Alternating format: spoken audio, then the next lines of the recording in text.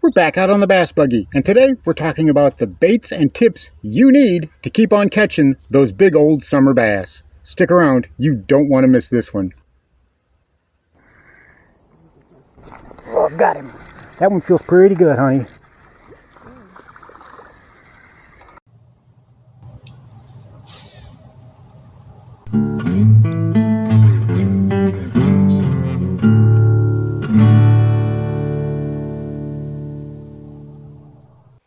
And here is this video's featured comment. Congratulations! If you would like to have a chance to have your comment featured in an upcoming video, all you've got to do is leave a comment. And now, on with the video. Welcome back to Lowbrow Fishing, and summer is officially here all across the country. That means those water temperatures are the hottest they're going to be. Right now, here, it's 104 degrees, and those water temperatures are going to be in the mid-90s. That's bath water, essentially, and it feels like it. When you catch those fish, they are warm to the touch. So that means that the bite all across the country is starting to cool off as those fish, they pull back offshore and they head deep. Or those that do stay near shore, well, they're buried deep under cover, up under laydowns, up under docks, up under flooded brush, trying to get out of that heat. And can you blame them? You know, we try to do the same thing. For a lot of anglers, this is the time of year when they pack it in and wait for that water to cool back off. A lot of them, well, they'll come back out for the fall transition. Some of them actually wait until next year. And after having talked to quite a few of them, the reasoning is, you know, they want to power fish. Shallow water power fishermen, and especially your deep water power fishermen, those are the ones that they want to be able to burn those crankbaits. They want to be able to burn a swim bait or a spinner bait, or, you know, work the moving baits. They don't want to slow down any. And that's fine, you know, I mean, fish how you want to fish, but you have to understand that the bass are only going to bite what they are interested in biting. And to that end, there are a few presentations that I like to use, not all of them finesse, that are getting me some really nice bites. As a matter of fact, as far as size goes, this is going to be about the time of year that I'm catching the biggest fish that I'll be getting all year consistently. We'll get into that. But let's talk about a few different tactics that I'm using in order to basically beat the heat, get out of the sun a little bit, and still keep catching fish.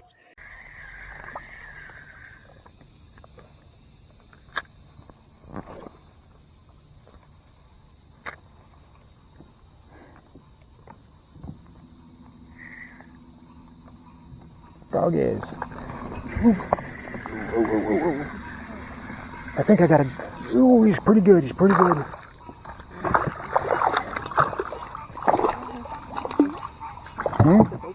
That's pretty good for this place. I got him right in the top of the mouth, right up under that bush right there. Yeah, pound, 1.1, 1.2, 1.1, 1.2 pounds, somewhere in that area. All right, thank you, buddy. We appreciate you. So some of the things that I'm trying to do in order to beat the heat and still keep catching those fish, well, I go out at night. From the evening until late at night, that bite window really expands. Especially, you know, for me, a new moon is better than a full moon, but a lot of guys, they have a lot better luck, a lot better success during a full moon. I'm pretty much the opposite, but I think that's, you know, more of a personal preference thing than anything else. So that's going to be one of the first things that I'm looking to do, is I'm adjusting what time I'm going out to the lake. In the summertime, I do a lot of night fishing. And as I said before, right now it's about 104 degrees Fahrenheit where I am. And it's 7:30 in the evening. It's not going to get much cooler after the sun sets. It will be in the 90s tonight. For us here in South Mississippi, that's normal from now until September. It will routinely get above the century mark and stay there. And while hot is relative to your part of the country, you know, even places such as northern Minnesota and northern Michigan are going to be getting into the upper 80s and into the 90s on a regular basis. So if you can get out and go in the evening time, at the nighttime, not only will it be cooler, but those fish are going to be more active. And you're not really going to have to change nearly as much about how you're fishing as you think you do.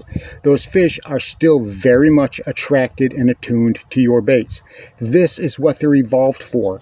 Just because you can't see it, just because you can't tell that it's there, doesn't mean that those bass can't tell that it's there.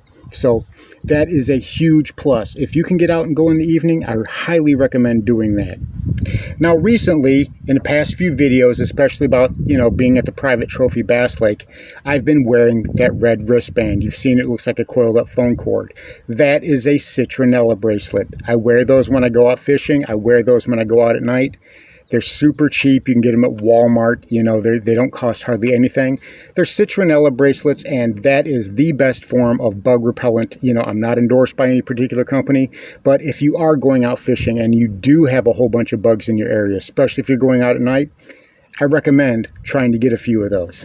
So I'm going out later in the evening. I'm going out more at night, or I'm trying to be there in the morning, trying to beat that heat, as the bass are too, because once that sun gets up in the sky, that bite is just dead, and it will be dead all day long. That's just a fact around here. That's just the way it's going to be.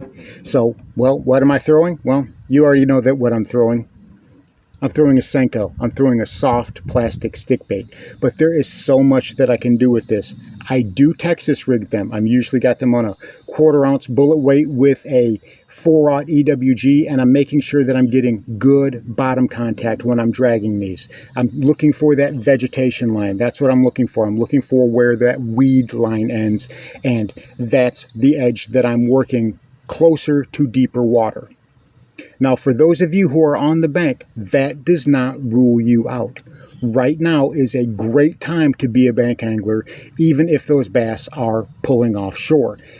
All you have to look for are the right spots, and some of the best spots I can think of are main lake points. And if you can get access, walk out to a main lake point, then if you've got current that's mixing, coming together from either side, and you've got something like a hump or a saddle in front of that main lake point, the fishing there can be fantastic. That can be some of the absolute best fishing the entire summer on any fishery that I'm aware of. And it's within a cast length from the bank. You may have to bomb it out there, but you may find yourself having to use a little bit lighter line just to be able to make those longer casts, but it can be done. And there is some really exceptional, phenomenal fishing doing that. So those are going to be the places that you're looking for. If you can have access to a main lake point, you walk out on those peninsulas, I'm telling you, there is some fantastic fishing to be had from the bank. You can catch some real toads. Another way that I'm rigging this that's doing me well, obviously, is a wacky rig. And this is what I'm using. Believe it or not, I'm still using this in a little bit deeper water. This here I've got rigged as a NACO rig. I've got a 3/64 ounce weight put in here so I get that faster fall rate. But even in 8-10 feet of water, I will go with a weightless wacky rig. I will go with a more dense worm, something that's a lot more heavily salted, but I will still try to wait out that slow fall, because in summertime, you really don't have a lot of choice. Those bass are going to be turned off for the most part. You might be able to get a reaction strike with a crankbait, but for me, from my experience, this is what they are keying in on. Something that is slow and basically right in front of their face. They don't have to move. They can just inhale it and they can just gobble it. So do not sleep on a wacky rig. Do not sleep on a NACO rig. Again, if you're a bank angler, this definitely needs to be a primary part of your arsenal, especially for flipping up under docks, finding that flooded brush, anything that's along the bank, any type of cover. Work this around there, work a Texas rig worm around there, and just look at the results that you'll have.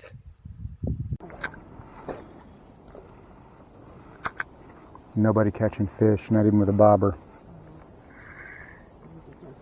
Oh, I've got him. That one feels pretty good, honey.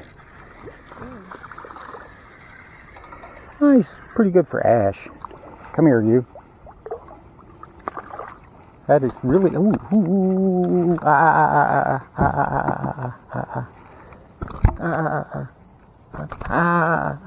the homemade worm, but I need to remember on the next batch, turn those weights around. But this one here, look at that. That's a good one for the little, that is a real good one for the little lake. Yeah. Nothing major. Beautiful little fish. Thank you, buddy, for playing. Appreciate that. Now, another benefit to being so warm is that this is one of the best times of year to do big worming. You know, here we've got a magnum trickworm in that watermelon seed color. This is actually not a green pumpkin. This is actually watermelon seed. I guess it's a little bit more translucent, and I do like that.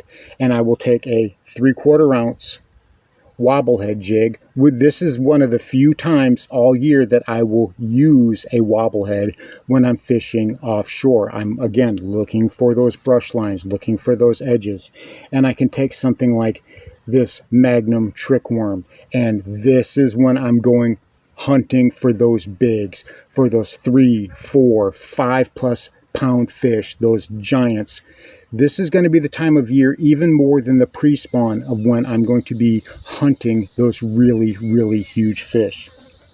And, you know, something like this here, this 12-inch Magnum old monster. This is probably a favorite of mine. Again, I'm rigging it on that 3/4 ounce wobblehead. I'm fishing it deep along that vegetation line, dragging that bottom. I want it to keep bottom contact, so I'm just slowly dragging it and then winding it back. But my absolute favorite is the good old tried and true purple man's jelly worm, a 12-inch worm. These things are monsters. But what's funny is a lot of times you'll catch fish that are half the size of this worm. You get those brave fish that have got just so much energy that they go after this. But this is something else. I mean, either a 5/0 EWG with a 3/8 bullet weight, or a 3/4 ounce wobblehead. You know, Texas rigging it on there. It works fantastically well. This is where I'm catching those giants, and this is what I'm doing it with.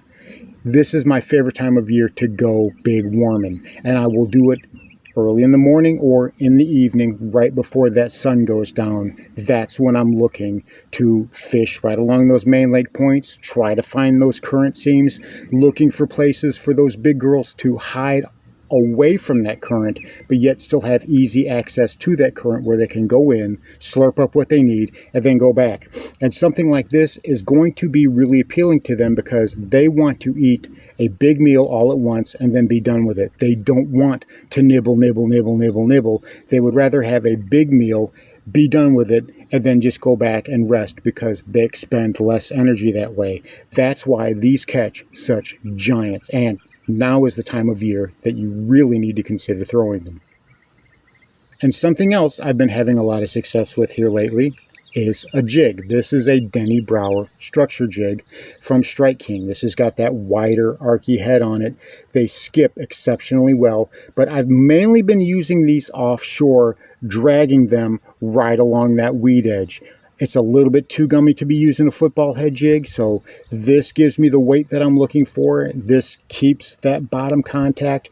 I'm using this on a 7.3 with usually 30-pound braid, or I'll have 17 or 20-pound fluorocarbon on there, and then I can keep this right along that bottom.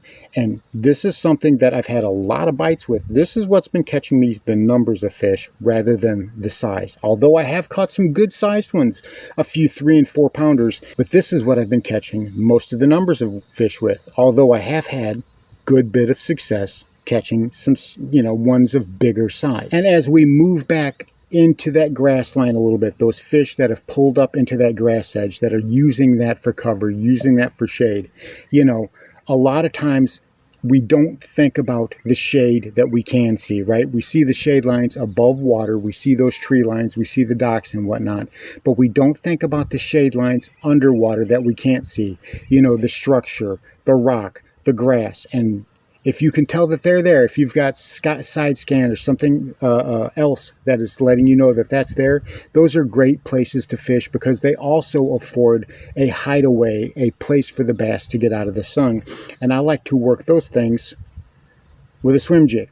You know, we have a little bit more thick grass in my area, and back in that thicker grass, a swim jig has been doing great for me. And I can work this in that deeper grass, that 10, 12, 15 foot grass. I can work this in there, and I've been getting great bites. I've been fishing this a lot lower than I normally would in the water column, and I've been fishing it a lot more slowly. I haven't really been doing a lot of the old Alabama shake, right, where you twitch the line while you crank.